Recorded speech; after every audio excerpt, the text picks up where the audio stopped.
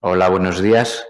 Yo soy Ángel de la Mora, del Servicio de Oftalmología del Hospital Sierra Llana, y os quería hablar hoy un poco sobre las distrofias hereditarias de la retina y el tratamiento genético que ha salido hace poco para alguna de ellas. Entonces, la primera cosa que me gustaba es, recordaros un poco las principales causas de ceguera en España, que, no tenemos un registro como tal, pero la ONCE, digamos, que es nuestro, registro más o menos paraoficial, pues sobre todo habla de la miopía magna, que curiosamente es siempre una de las primeras, y luego como segunda, las degeneraciones retinianas. Luego por detrás ya patologías diversas del nervio óptico, maculopatías como la degeneración macular, que ya habíamos hablado, pues las congénitas, que también incluirían muchas son distrofias, otras como el glaucoma, la retinopatía diabética, que también hemos hablado un poco de ella, y y luego ya el resto mucho menos importantes, el resto de causas. Entonces, hay cosas que aquí no se incluyen, por ejemplo, solo incluye ciegos legales, es decir, visión de menos de 0,1, no incluye la gente que tiene baja visión, que son muchas de las distrofias, y otros muchos que si son muy mayores o que no les interesa afiliarse a la ONCE porque ya tienen la vida asegurada por otra manera, pues no les interesan los beneficios, pues no se afilian, así que es un registro, relativamente, digamos, fiable. Entonces, las distrofias es un conjunto muy grande de enfermedades porque son muchísimos genes, conocemos ahora mismo 271 genes diferentes y cada uno encima con muchas variantes, y entonces normalmente los agrupamos en la retinosis pigmentaria, que es el grupo más grande, que sería lo que es la distrofia de bastones, es decir, retina periférica. Luego tendríamos la distrofia de conos y o maculares, que son las que empiezan por el centro. Luego las congénitas, que aquí Leber puso su nombre y se suelen llamar las distrofias de Leber. Amaurosis es congénita de Leber, pero realmente también es un grupo muy variado, pero son las que empiezan desde el nacimiento hasta la adolescencia normalmente. Y luego ya tenemos las sindrómicas como el Usher y otras menos frecuentes, el Bardet-Biedl, que suelen tener un polidactilia, sobre todo como su signo principal, digamos, aparte de la retinosis. Y, por cierto, muy importante porque en España, en cuanto naces con un sexto dedo, te lo cortan al nacimiento, prácticamente sin salir del hospital. Entonces, siempre hay que preguntarles a los pacientes porque muchas veces no van a tener el sexto dedo. Y luego, más rara es el síndrome de Joubert y el senior Loken. Y luego hay algunas estacionarias, como la ceguera congénita nocturna estacionaria. Y luego hay ya más grupillos mucho más raros. Entonces, dentro de cada una hay muchísimos genes, entonces, y luego las hay todavía más complicado, genes que te pueden dar, digamos, todas las variantes habidas y por haber. Ya veremos luego un poco al respecto. Entonces, otra cosa es esto, no son enfermedades estéticas, entonces, aunque hay unas células inicialmente afectadas, es decir, la enfermedad no es lo mismo al principio, que igual te afecta solo bastones por un lado o solo conos, pero según va evolucionando se van extendiendo y van afectando en general el resto de células. Hay algunas que solo afectan a alguna cosa, pero en general, según va pasando la enfermedad, cada vez es más extensa y generalizada en toda la retina. Entonces, no se puede hablar, digamos, de una enfermedad estable porque al principio parece una cosa y al final muchas veces son todas iguales. Entonces, luego hay eso, como decía, grandes grupos, el de la retinosis pigmentaria y afectación de conos, como la corideremia. Luego hay otros grupos que principalmente afectan a conos, pero que muchas veces acaban extendiéndose a los bastones. Hay las maculares puras, como el Stargardt, que es la más conocida. Y luego hay otras que afectan al vitrio y a la retina, como el Stickler, que tenemos, por ejemplo, una familia en Reynosa, que esto, por cierto, eso es muy típico que vaya por familias, sobre todo las recesivas, y alguna de todas son meca dominante, pues conoces de repente una familia y te sale mucha gente y no vuelves a ver otra en tu vida. Y dentro de cada una, como os decía, hay muchísimos genes dentro de cada una de las, digamos, de los síndromes diferentes. Si los dividimos en dominantes y recesivas, que es otra manera, digamos, de clasificarlo, una vez que tienes un fenotipo más o menos asignado, la siguiente clasificación es saber un poco por la historia familiar si es dominante o recesiva, y cada una tiene unos genes. Dependiendo cuántos genes tengas, es más fácil encontrar un diagnóstico o no. También luego hablaremos un poco de eso. Este es un estudio, el principal que has hecho en España, que se ha publicado en el año 21, y te dice un poco los principales genes que tenemos. En las que no son retinosis pigmentarias y son dominantes, sobre todo la piriferina y la enfermedad de Best. Las que son principalmente maculares y recesivas, sobre todo la enfermedad de Stargardt, el tipo 1, que es el gen del Stargardt típico. Y luego la retinosquisis entre las ligadas al X. Y luego, entre las retinosis pigmentarias, tendríamos las dominantes el gen de la rodopsina, y luego ya hay muchos después. Cada región tiene además sus típicos, que es por eso es importante ir conociendo un poco tu zona, porque te vas a encontrar familias principalmente con lo mismo. Luego, dentro de las recesivas, el user es una de las principales. Aquí también tenemos una familia muy importante con el PRON, que en España no es muy grande, pero este PRON que tenemos aquí es bastante típico de Cantabria, sobre todo más de la zona de Laredo que de la nuestra. Nosotros tenemos mucho más periferina y otros lados tienen otra. Y luego, dentro de las que son ligadas al X, como siempre, la corideremia es la principal, y bueno, luego hay una serie de variedad de ellas que son bastante más raras. Y otra cosa importante, estamos identificando, bueno, desde los años 90 hacia acá, pues prácticamente todos los genes. Es decir, que esto es una digamos, especialidad en constante aumento, aunque parece que ahora estamos llegando a una especie de plató que llaman, es decir, que estamos encontrando últimamente cada vez menos, aunque esto depende mucho de que encontremos una herramienta nueva, porque probablemente hemos llegado, unos dicen que a casi todos los genes, unos que solo nos deben faltar un 10%, y hay otros que dicen que vamos por la mitad. Probablemente lo que nos queda ahora ya no son regiones, digamos, del exoma, probablemente son intrones y otras zonas reguladoras que todavía no las conocemos mucho. Está, digamos, lo que hasta ahora llamaban DNA basura, pero que probablemente de basura no, sino se dedica, en vez de a producir proteína, a controlar la producción de proteína y decidir el momento, y ahí de eso todavía sabemos muy poco. Bueno, otra cosa importante es que los genes están distribuidos, digamos, su función por toda la célula, que la célula fotorreceptora es una célula bastante extraña, digamos, para la habitual. Una cosa importante es que, bueno, ni me acordaba yo que tenemos un cilio, y siempre hablando de las enfermedades ciliares, y yo, pero si aquí las neuronas no se mueven mucho, ¿para qué tienen un cilio? Bueno, pues el cilio, que es este palito que hay aquí, es un cilio fijo, no es para movimiento, se supone que es para comunicar una zona de la célula con otra, de una manera muy rápida, y hacer el disparo, digamos, de la señal eléctrica de la recepción de luz, digamos, muchísimo más rápido, porque al tener esta zona de discos, pues es muy complicado comunicarlo. Entonces, bueno, hay muchos genes, por cierto, no sabemos para qué sirven, hay otros que sí. Por ejemplo, tenemos por aquí la BCA4 que saca un poco el retinol fuera de estos discos, para a su vez luego mandarlo al epitelio pigmentario, que por cierto ya sabéis, como os he dicho otras veces, el epitelio pigmentario ayuda mucho al metabolismo de los fotorreceptores, y alguno de los genes, por ejemplo el RP65, que hablaremos mucho de él, pues está en el epitelio pigmentario, en el ciclo visual. Que bueno, por cierto, hay 3 ciclos aquí, digamos, importantes, que son diferentes a otras células: el ciclo de los retinoides, el de la transducción y luego el del transporte ciliar, como os decía, que son importantes porque hay un gran grupo de genes ahí situados. Entonces, bueno, vamos a hablar un poco de la clínica, que es realmente lo importante. Los pacientes, ¿por qué vienen? En general vienen, lo primero, porque ven muy mal de noche, la ceguera nocturna, llamada nictalopia, pero bueno, si me decís ceguera nocturna lo vamos a entender. En general los pacientes, por supuesto, no te dicen esto, pero sí que dicen que en cuanto oscurece veo fatal. La mayor parte de la gente dice: no me gusta salir de noche, ¿no? Es que es una sosa, mi mujer nunca quiere salir de noche, dice el marido. Y otra cosa importante es los tropiezos constantes. Como no tengo visión periférica, he perdido el campo periférico, pues tropiezo constantemente, y es que soy muy torpe, doctor, soy muy torpe. Y además les ves muy fácil. En la salita, tenemos la salita iluminada, entra en la consulta, que normalmente está a oscuras, y una persona que venía andando normal de repente empieza a palpar para encontrar dónde está todo. Ese cambio de luz a oscuridad, o a veces oscuridad a luz, esa falta de acostumbramiento es muy típica de la retinosis pigmentaria.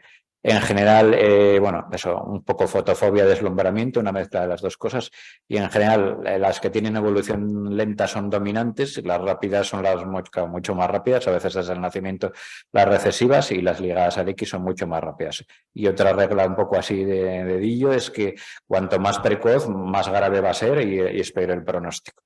Normalmente los que empiezan en la infancia son los que realmente se van a quedar ciegos muchas veces antes de la adolescencia.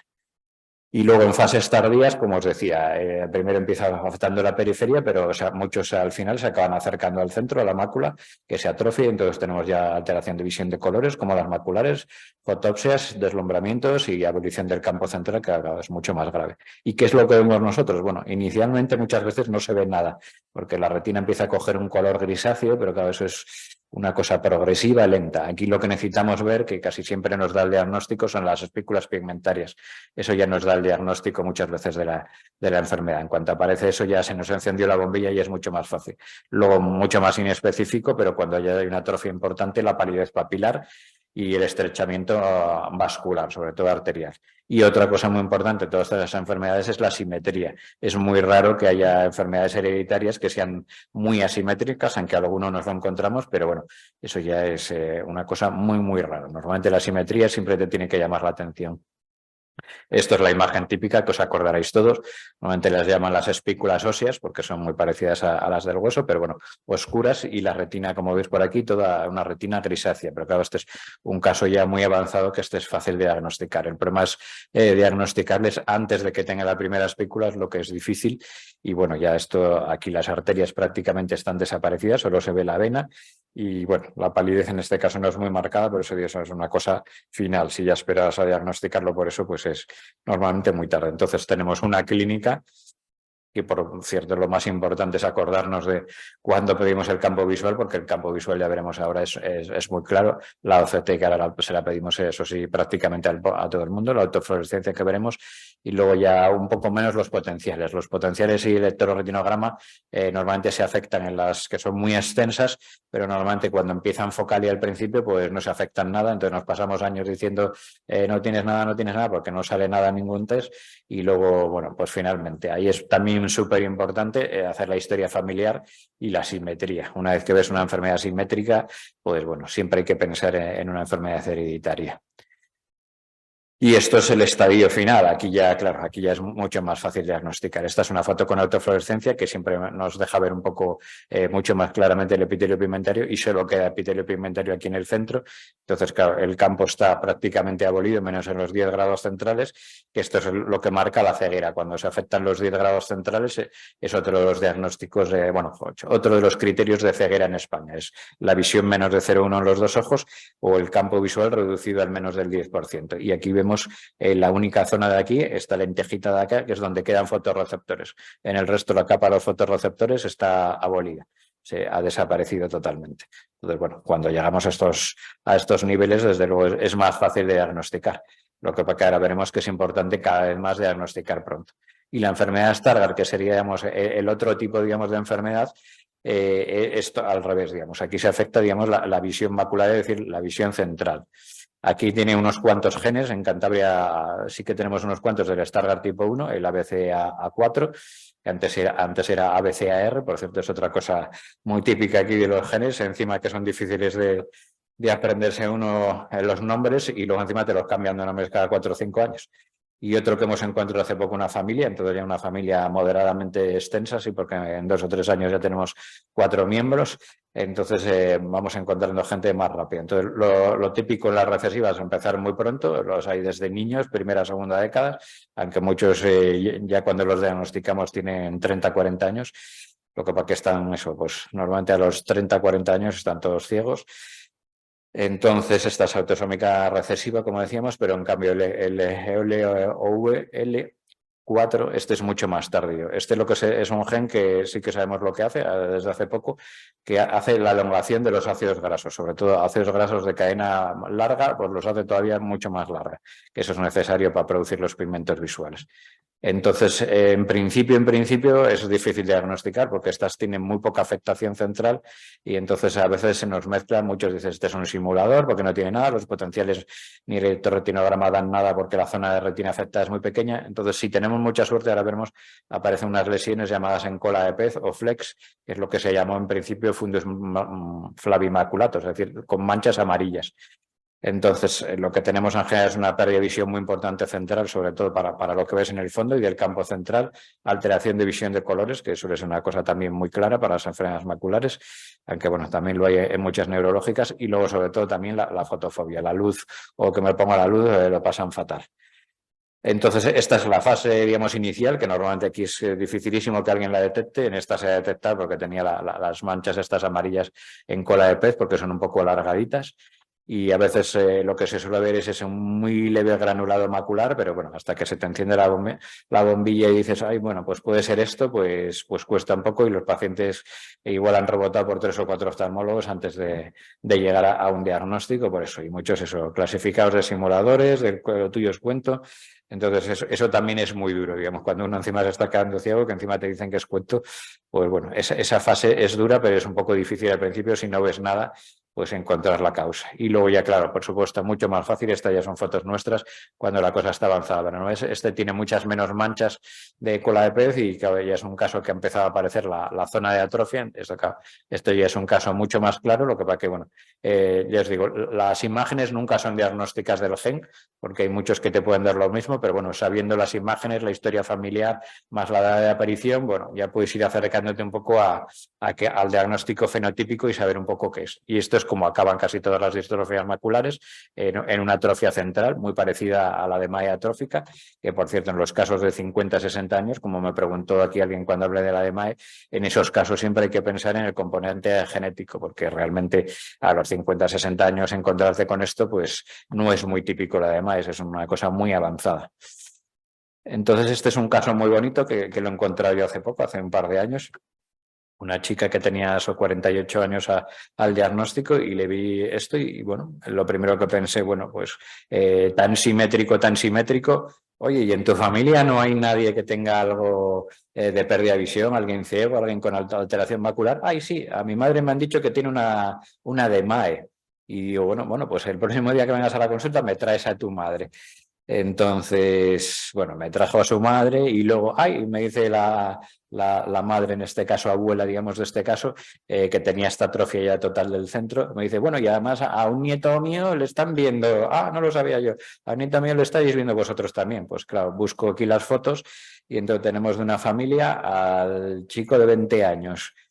Con una alteración ya macular, con una alteración de los fotorreceptores, bueno, con una visión todavía aceptable, 6 décimos de visión, la que ya cuando por fin hemos visto a toda la familia y ya tenemos el gen, que era un LOVL4, que es mi primero que he encontrado por esto, es un gen que yo no sabía ni que existía, por supuesto, y realmente ella ya tiene la primera, el caso Princeps, pues una atrofia macular muy importante, digamos, aquí ya no hay fotorreceptores en todo el centro, aunque la visión todavía es de 0,2, y luego ya, digamos, la abuela, digamos, de este caso, entonces tenemos eso, digamos, la abuela, digamos, la hija, un portador que casi no tiene nada, tiene un solo grumito de estos blancos, que es el padre que no se entera de nada, y encima fuma y sigue fumando, porque como él no tiene nada, pues ese, bueno, probablemente sé que si a los 60 años casi que tiene, me parece, 50 y muchos, 60 años todavía no tiene nada, lo normal es que se nos entere a lo largo de la vida, y luego la abuela, que es la que tiene ya el equivalente a una DMAE, que es una atrofia geográfica central sin el campo central.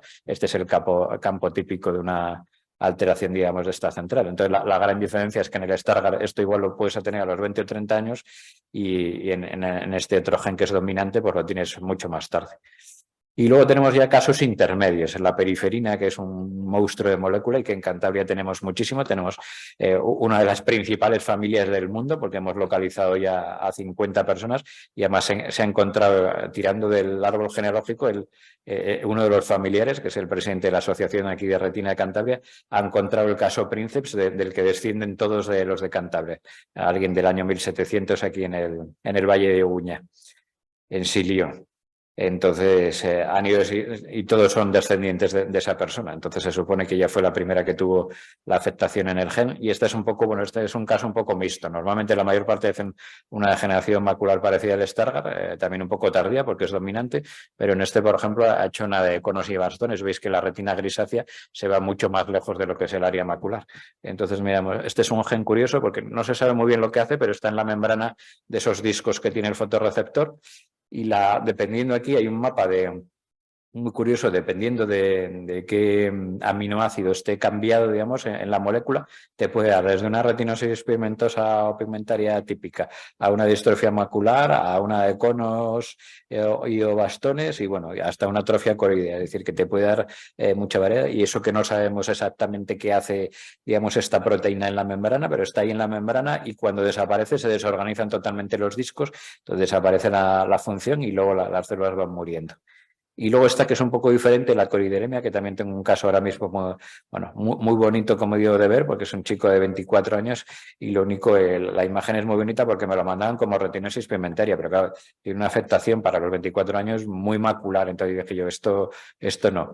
Y luego empieza la madre que estaba callada ahí en una esquina, pero vamos a ver, ¿aquí hay alguien más en la familia? Bueno, a mí me dijeron que tenía algo. Entonces, como es ligada al X, miro a la madre bueno, pues la madre tiene un caso muchísimo más leves porque los que son solo portadores, pues a veces o no tienen nada, una cosa muy leve. Bueno, pues vamos a pedir el estudio. No, mira, es que una prima mía, no sé quién, su hijo también tiene algo parecido. Ah, a ver, enseño tal.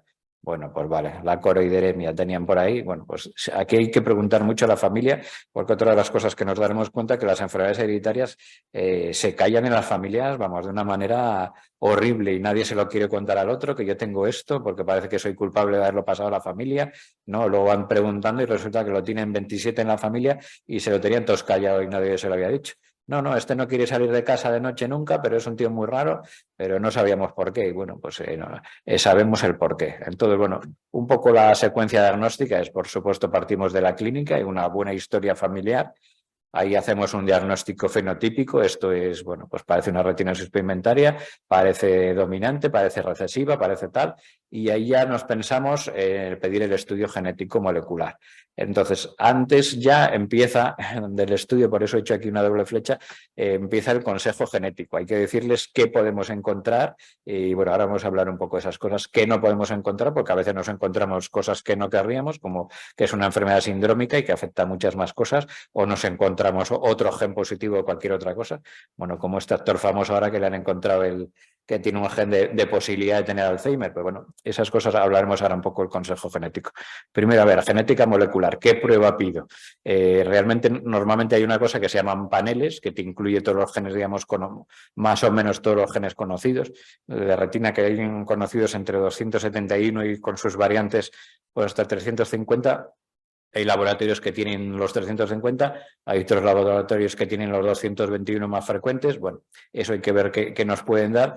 Y luego en algún caso que ya se nos escapa y que es un poco más raro, pues lo que se puede pedir es el exoma clínico, que bueno, normalmente incluyen los 4.000 genes que conocemos que dan enfermedades y dentro de esos te buscan lo que se llama el panel virtual, es decir, que te buscan los genes que afectan retina y de esos te... La ventaja de este último es que como es un análisis informático, si luego sale otro gen, puedes pedir una rebúsqueda, digamos, de lo que ha salido, digamos, nuevo en estos años, porque realmente ya están analizados. Y luego ya se puede pedir, pero bueno, eso ya es un poco más raro porque da mucha información, como dicen aquí también, basura e inútil, los 19.000 genes del exoma completo, que realmente eso sigue siendo solo el 2% del ADN.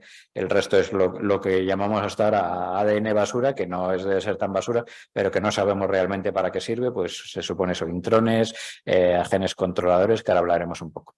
Aún así, pidiendo, digamos, lo mejor con el mejor laboratorio que hay en España, pues 40-50% de los pacientes se quedan sin diagnóstico.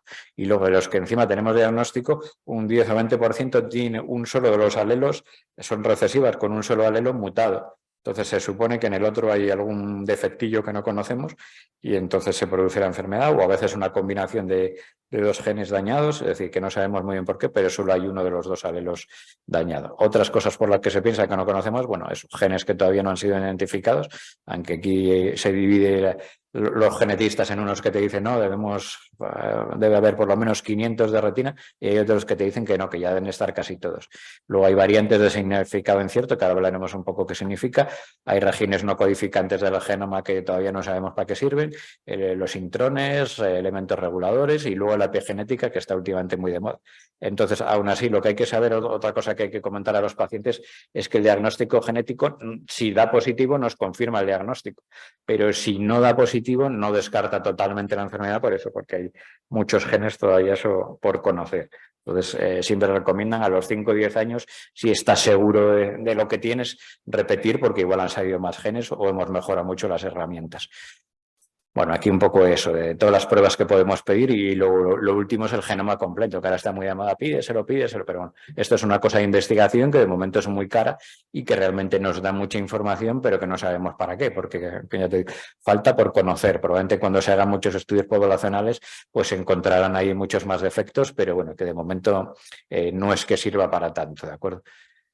Y bueno, variables. Dentro de las variantes que te dicen cuando te salen unas variantes que son claramente benignas, es decir, esto no te suelen informar, otras probablemente benignas. Hay unas de significado incierto que no sabemos, son raras, pero no sabemos si producen enfermedad o no. Entonces, todo, bueno, muchas no salen. Es más, en algunas veces hasta en algún fenotipo hasta el 80% te dicen de significado incierto porque hay muy poca gente y no sé si se sabe si son patogénicas. Luego hay las que ya te dicen probablemente patogénica, pues algunas porque producen un stop en la producción de esa molécula y otras que son claramente patogénicas porque son las ampliamente conocidas y estudiadas. Entonces, ¿qué podemos hacer si nos sale una de significado incierto? Bueno, pues en general, si tenemos un laboratorio muy bueno que nos haya analizado, pues a veces estudian a toda la familia y si vemos que todos los de la familia que tienen ese gen, digamos, esa variante en concreto, padecen la enfermedad y los que no tienen esa variante no tienen la enfermedad, bueno, pues entonces se puede publicar y añadir otra variante y cambiar el significado de esa variante. Luego se puede estudiar la función molecular, la función del ADN mensajero. Se puede estudiar la función incluso de la molécula, lo que pasa que estas ya son cosas que bueno, son más en plan investigación y bueno, si encuentras a alguien que lo haga o alguien que esté estudiando, pues a veces tienes mucha suerte, pero en general vamos. En general, si te quedas con la variable de significado incierto, pues normalmente te quedas con ella y no llegas a saber más.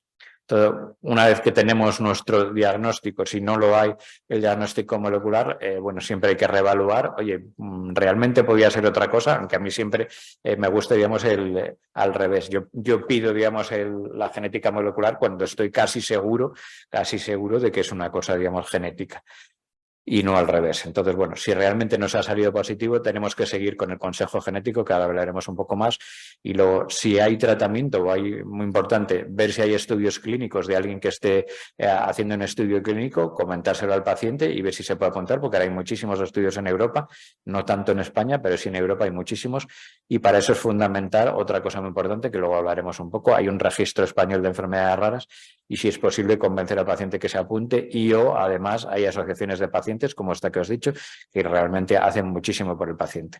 Por supuesto, parte del tratamiento, aparte de estos tratamientos que son experimentales, menos uno del que vamos a hablar, es no fumar, una dieta muy rica en vitaminas.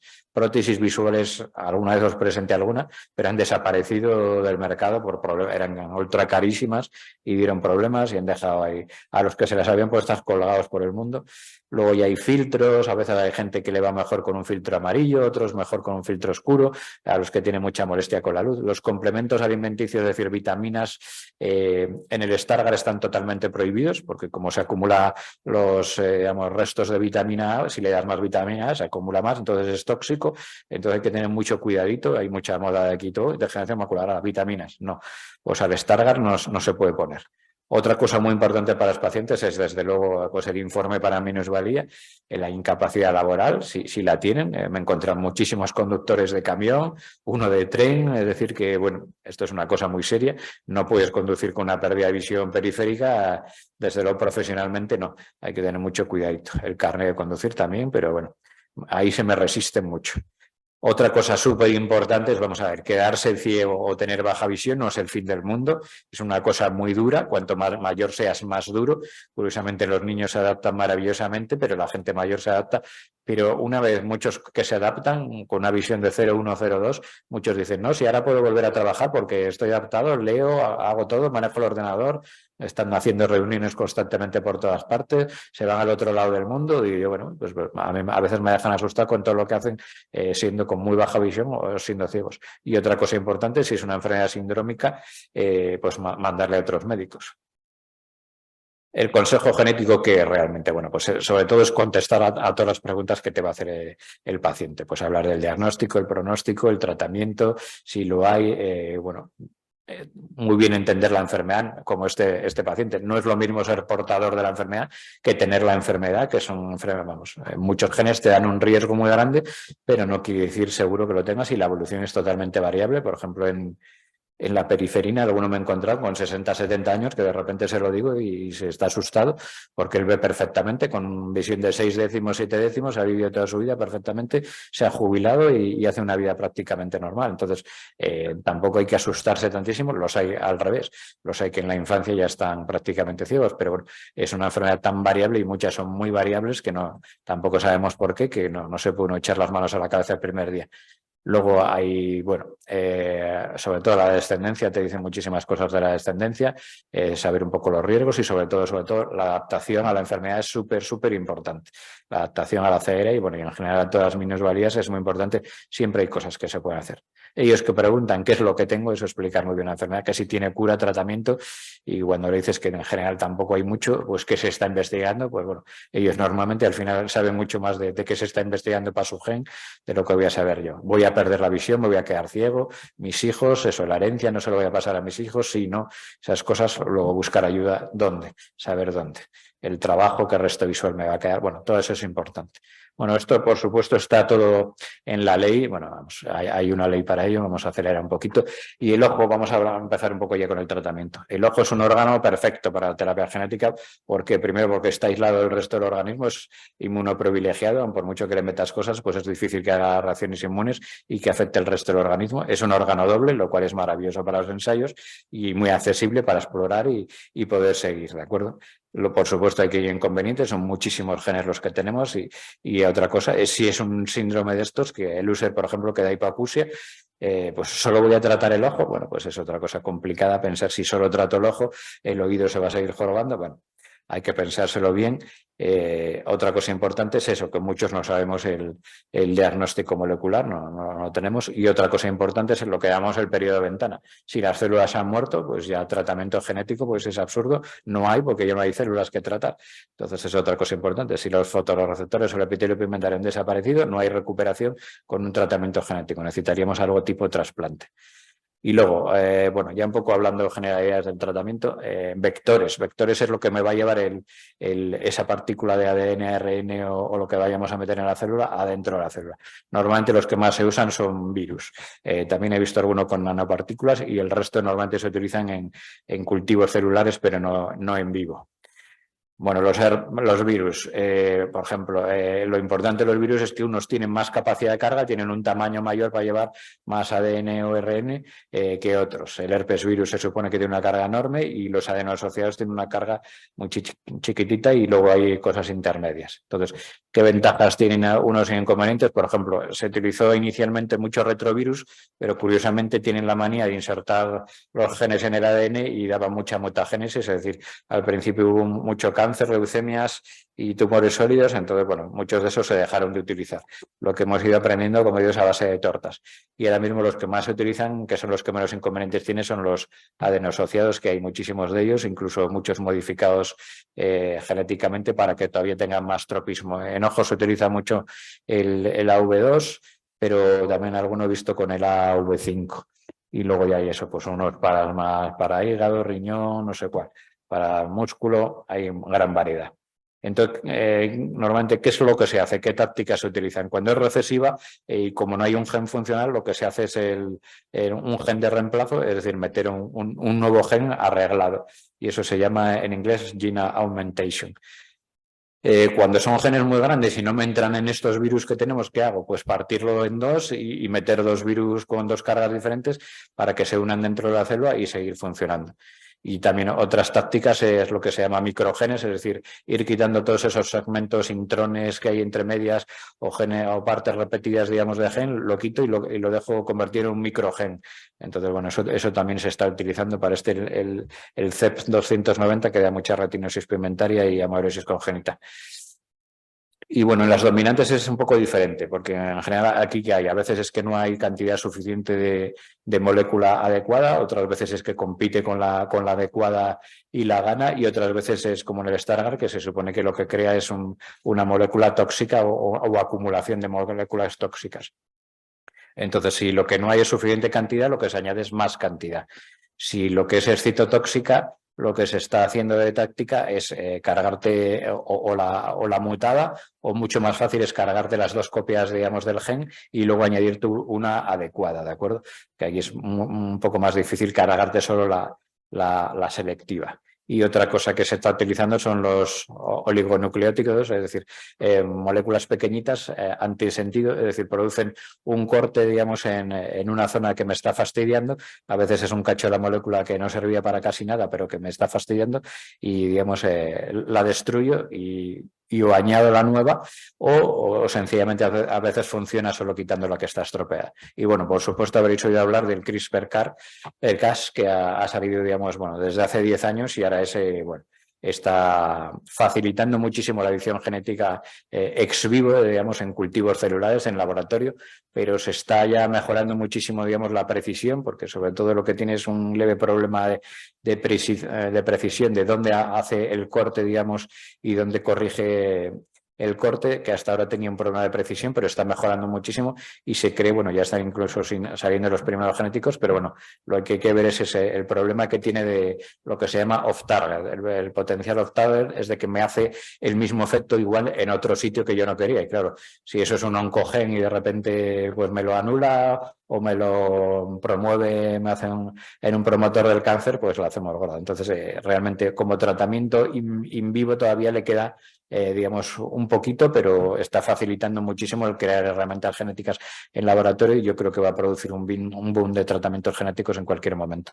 Entonces, bueno, las estrategias, como decíamos, bueno, si hay pérdida de función o no, qué estrategia tengo que hacer, si añado una copia correcta, si añado un neuroprotector, si añado, bueno, puedo añadir muchas cosas, en qué virus lo meto o de qué manera, pues nanopartículas, o voy a meter una nucleasa, que es como se llaman el CRISPR-Cas, que ya había otras nucleasas, pero que funcionan mucho peor. Y luego, ¿en qué ruta lo administro? Ahora vamos a ver, porque el gen del que os voy a hablar, el RP65, está en el epitelio pigmentario, entonces es un poco difícil llegar a él.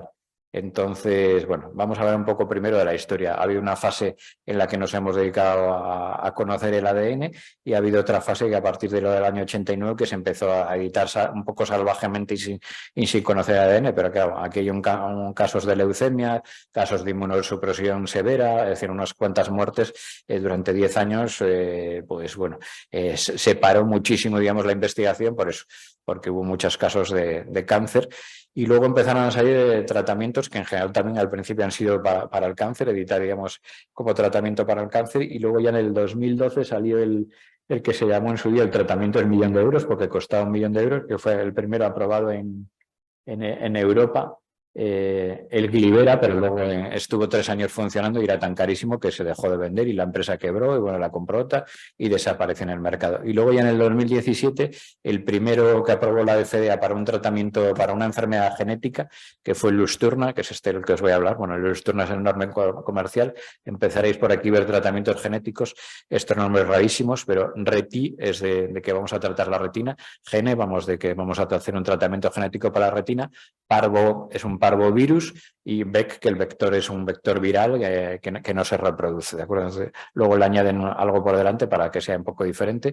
Entonces, un gen muy chiquitito es la ventaja, por eso es el primero que he adelantado, aunque sea un gen muy poco frecuente, todo el RNA mensajero que meten es solo de 1,6, como habíamos dicho, y eso entra perfectamente entonces en un adenovirus, que va en un adenovirus, y lo que se inyecta es debajo de la retina, que eso es, digamos, uno de los grandes fallos que lo veo yo del tratamiento.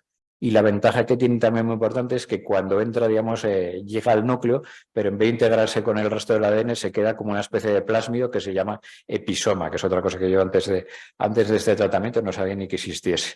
Bueno, mogollón de cosas de estas hemos aprendido, porque como digo, vamos aprendiendo sobre la marcha.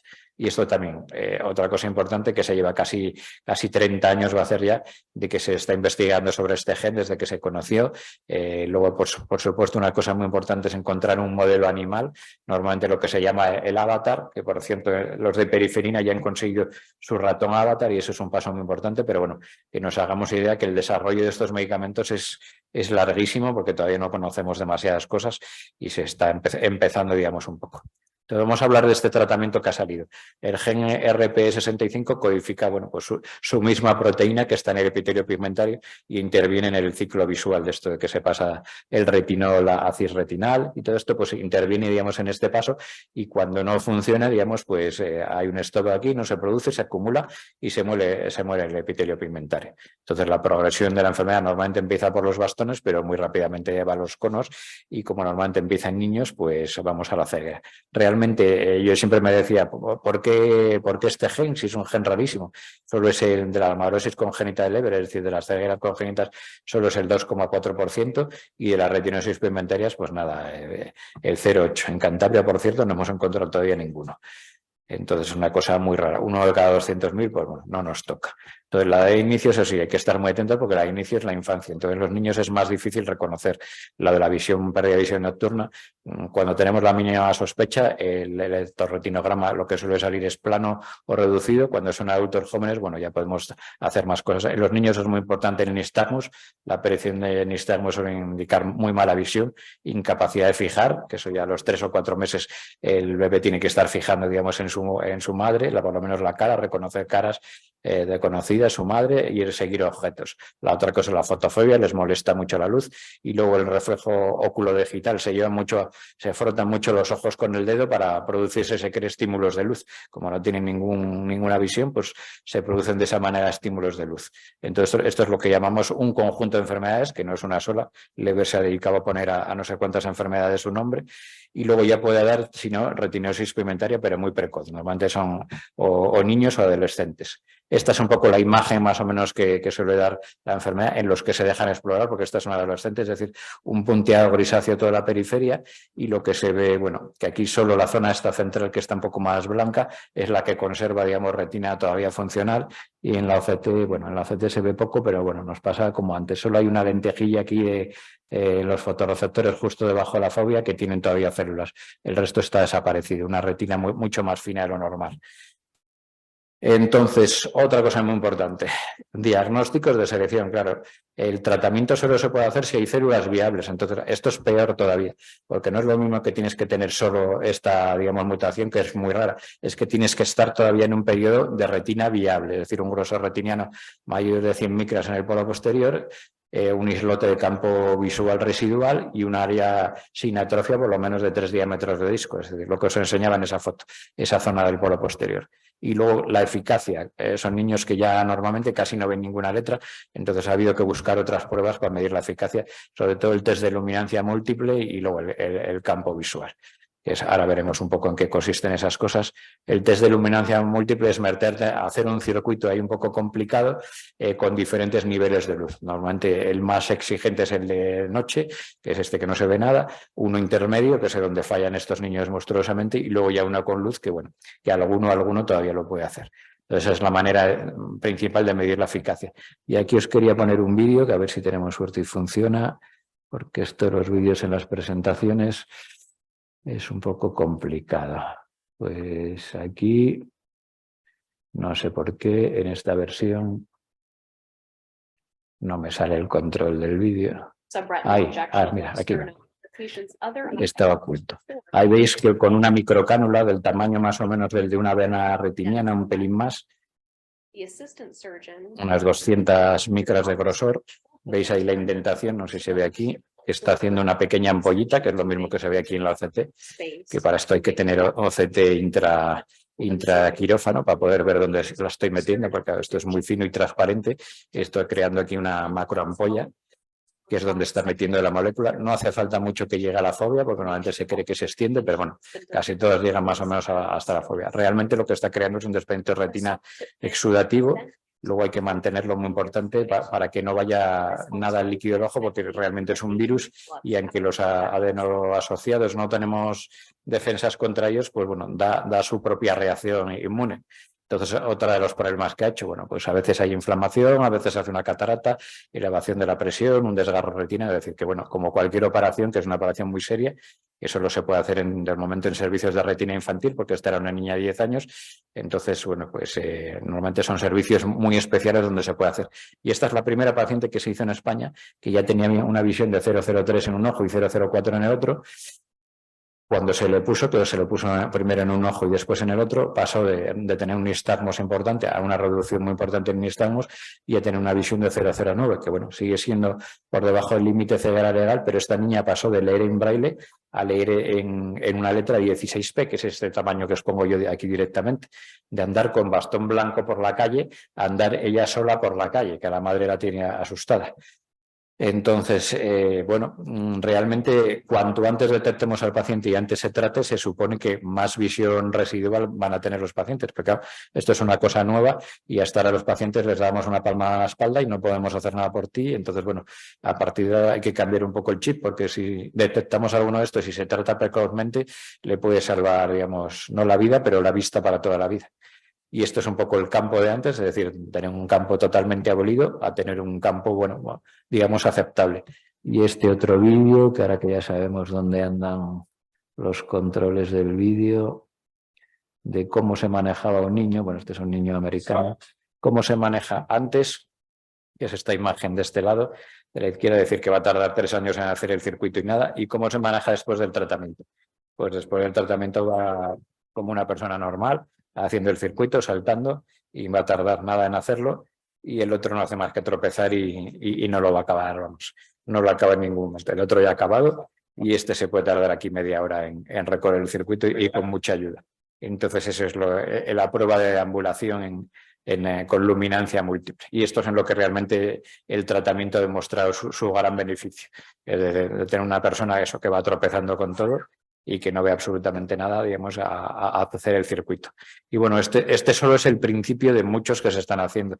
Me parece que el otro día me contaban y hay unos 200 estudios entre fase 1, 2 y 3, y bueno, hay algunos que ya tienen en lo que se llama fase prioritaria de la EMA, es decir, que creemos que están, sobre todo el RPG-EGR, que es otro ligado, digamos, al X, que no es que haya muchos en Cantabria, pero creo que este sí que hay alguno.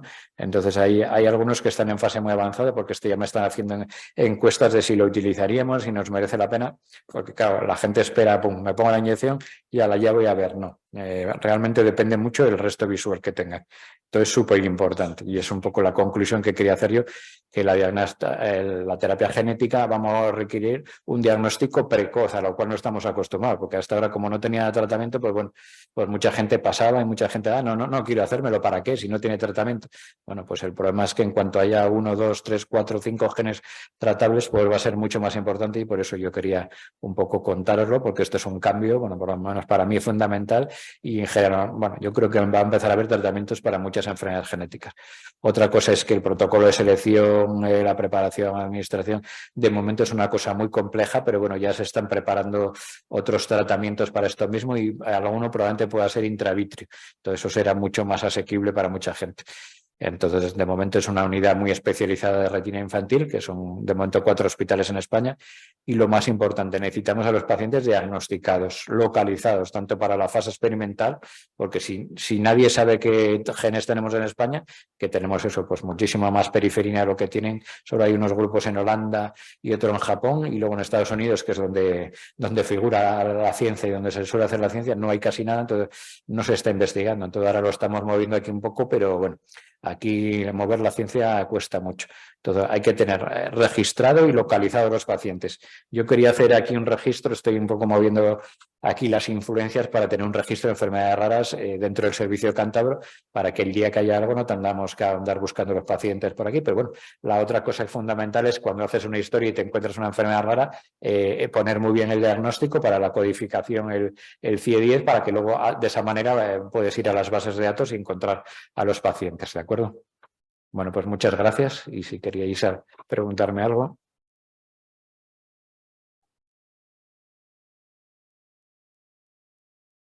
Y sobre todo sugerencias también para temas futuros, porque como digo yo, a mí estos temas me encantan, pero no quiere decir que le gusten a nadie más. Así que si alguien está interesado en alguna cosa que dé alguna en el futuro, que me lo diga. Bueno, y si no, gracias por la atención.